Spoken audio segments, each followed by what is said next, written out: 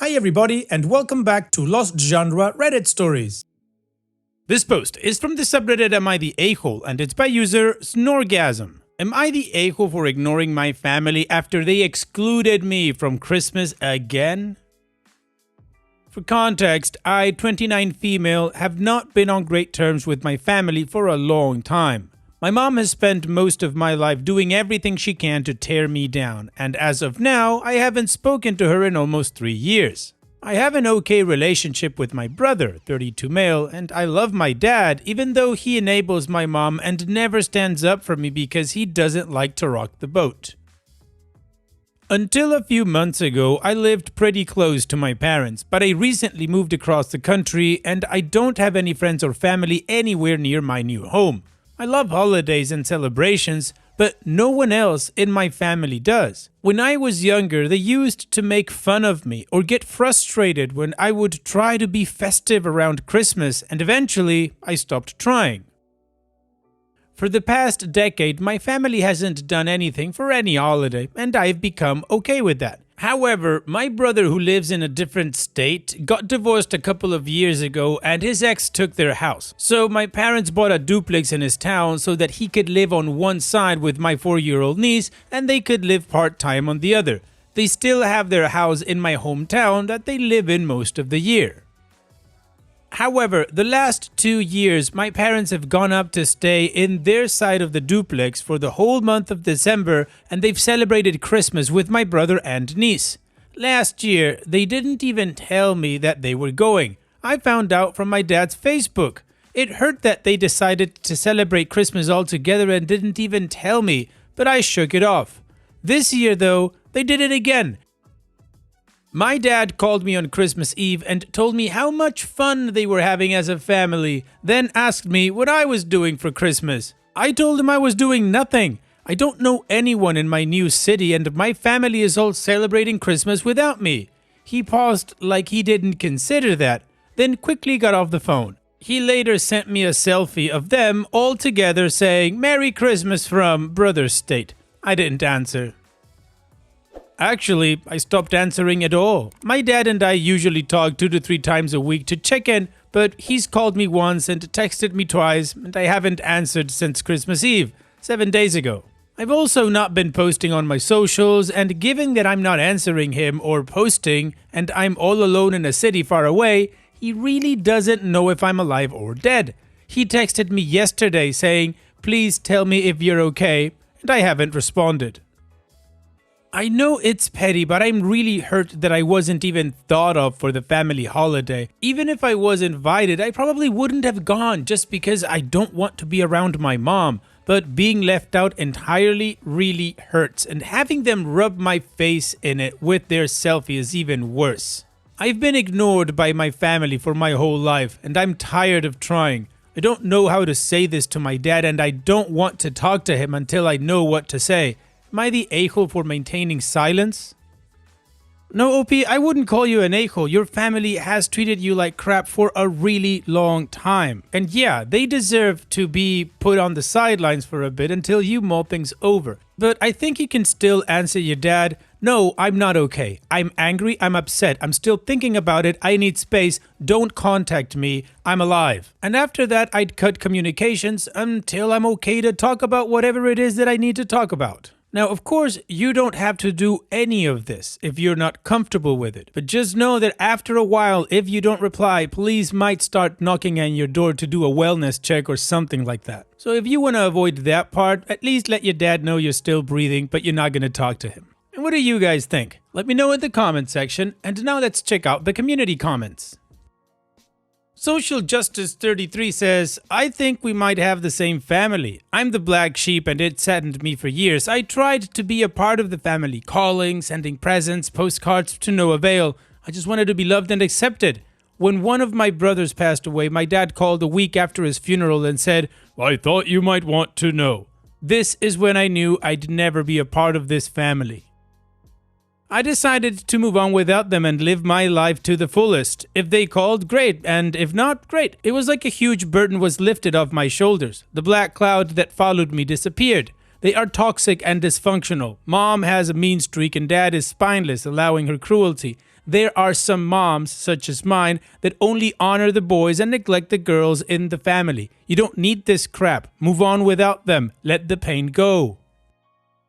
It may take some therapy to heal. You have been traumatized your whole life. Focus on healing you. Focus on the life you envision for yourself. Love and celebrate you. You are special. You are strong to have endured such crap. I know the road you are on, the road less traveled, and it is a road full of adventure, twists and turns, personal growth and self-love. Celebrate Christmas, put up a tree, decorate, put on some music, invite people over, or just relax and enjoy the atmosphere you created. Rohini Rambles says, I know you love your dad, but he allowed your mother to treat you badly for your entire life. He's almost as bad as her if he allowed her to emotionally abuse you without even trying to protect you. Sending that selfie after you told him you were alone shows that he doesn't care. He'd rather appease his wife and shut you out. It's his guilt that makes him text you now, or maybe fear of the shame for the rest of your extended family if something happened to you and your parents shamefully didn't know. Please work with a therapist if you can. It's not your job to make your father feel better about mistreating you. It was, however, his job to protect you from your mother, and he willingly chose to not act. I hope you are able to meet some new friends and find your found family.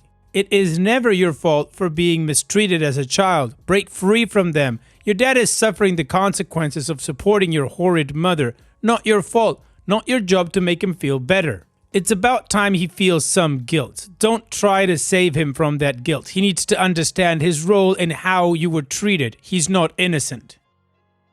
And Rocking Duck 2014 says, I can hear your pain in your words and I'm sorry that you're going through this. However, if the situation with mom is that toxic, did you want to be invited just so that you could turn it down? The question is, what type of relationship do you really want with brother and or dad when it's unfortunately clear their choice between you and mom seems to lay? I know that it's hard to build family, but it seems that that is what you need to do for yourself, especially now that you have space. Get involved in life in your new state. Volunteer. Pick hobbies that will get you out of the house and meeting people. Build the family that you want. Back to your question. You're not the a-hole for wanting to separate yourself from a bad situation, and you're human in that you want that connection with your family even when they treat you poorly, but expecting them to extend an invitation knowing that you won't go is being toxic to yourself. It's allowing you to wallow in the situation rather than moving forward with your life. It's understandable that you want to ignore your family, and it may be time for a frank conversation with dad. But before you do that, my question to you is, do you really want a full and complete break with dad, even if temporary? Because that seems to be where you are, but hidden in your post is clearly the desire for connection with family. If so, something along the lines of, Dad, you know that my relationship with mom has not been the best growing up, and while I do love you and want a relationship, it hurts to be constantly reminded that I've never been the priority. I know that you thought you were being kind by reaching out and telling me how much fun you all were having together at Christmas, but in reality, it hurt that I was finding out after the fact and that I wasn't invited.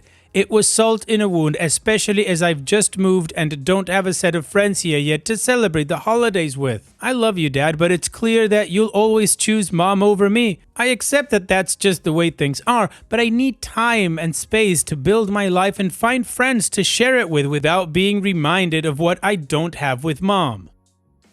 The thing that you need to be careful of is that by drawing a line in the sand, he may take you at your word. Are you really ready for a full and complete break from your family? If not, you need to temper whatever message you sent to him with clear expectations of what kind of contact that you do want. I'm open to checking in with you every couple of months, or I look forward to being in touch for birthdays. Well, the community in general agrees that OP was not the a-hole, and they gave her a lot of food for thought. So now let's move on to the update that is 10 months after the original post. I didn't think my post from last year was that interesting, but a surprising number of people have asked me for an update, so here it is. After a couple of weeks of radio silence, I followed some good advice from my original post and texted my dad to tell him it hurt my feelings that they left me out. He half apologized and life went on. A lot of people pointed out that while my family was toxic, me ignoring my dad was also pretty toxic, and they were right. My family is super passive aggressive, and that is the only way I'd ever learned to handle conflict. And to answer some more comments, I have been in therapy for about 6 years, and after last Christmas, I started working with my therapist on how to do healthier confrontation. It's still not something I'm super comfy with, but I'm getting better. I've also made a good number of friends in my new city, and I'm doing pretty well, all things considered. With my family, at the end of the day, nothing has changed. They didn't really acknowledge my 30th birthday in spring, and most recently, when I invited my dad to my grad school graduation next year, he told me that he couldn't commit to it right now because he's waiting to see if something that he'd rather do comes up. My brother said he'd come, but he's already gone from a yes to a maybe, so I don't have high hopes. The good news is that it finally hurts less because I have more or less given up on having a real relationship with them. I'm never going to be loved or cared about by them the way I want to be, and I've come to accept that. As of now, I have no plans for Christmas this year, but it's okay. My family sucks, but I'm really lucky in my friends, and I'm grateful for that. Well, it'll be good for you for coming to terms that your family absolutely sucks. It must have been a lot of work. I'm sure it still is. So on that note, here's wishing you the best, OP, with your chosen family, your friends. Take care and thanks for sharing. And now let's move on to the next post that also has an update. This post is from the subreddit entitled People, and it's by user Headful of Pain. Entitled siblings are convinced mom has a secret stash of money. My brother, sister-in-law, sister, and brother-in-law feel as if mom should give them her house and property and move into an old folks' home or buy them a house. My mom is almost 80. She has all of her faculties about her. She is well educated and very spry. It's mostly my sister and brother causing all the trouble. A few years ago, my stepdad passed. He was a great guy and good to my mom. My older brother and my younger sister are convinced that mom has secret money left to her when stepdad died. At first, they thought she had cash hidden in the house, so they'd visit her and one would keep her busy while the other would snoop. Then, they convinced themselves that she had a secret bank account somewhere. No, she doesn't. I do most of her banking and set up her accounts for autopay. She owns her house free and clear. After dad died, I orchestrated a GoFundMe to get her house paid off. We were successful. They do not know that I did this. They were kept out of the loop for fear they'd pressure her into giving them some of the money. So they have no idea how she paid her house off, only that she had paid it off. They really ramped up the pressure after she paid off the house. Now they are convinced more than ever that she has a secret stash of money.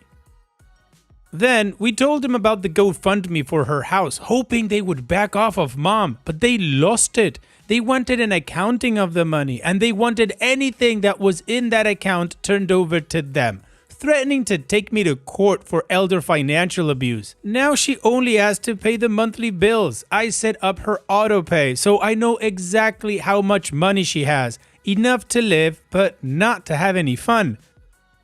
So I pay her water and cell phone bills for her. I transfer the money to her account every month. They have each told her she needs to give them money for a down payment on a house since she refuses to give up her home of 35 years. If she won't give them any money, then give up an acre to them each. How are they entitled to her money? She receives less than $4,000 a month to live on. I cannot convince them that she doesn't have a secret bank account. The thing that they do not understand is that he is not our bio father and he didn't raise us. They married when we were all out of the house. No matter how many times I point this out, they say it doesn't matter since they called him dad. It's been a few years, but they still bring it up often. Mom called me last night. She was tired and had worked hard today in her high tunnel. Both of them had been calling for the last few weeks, upping the pressure.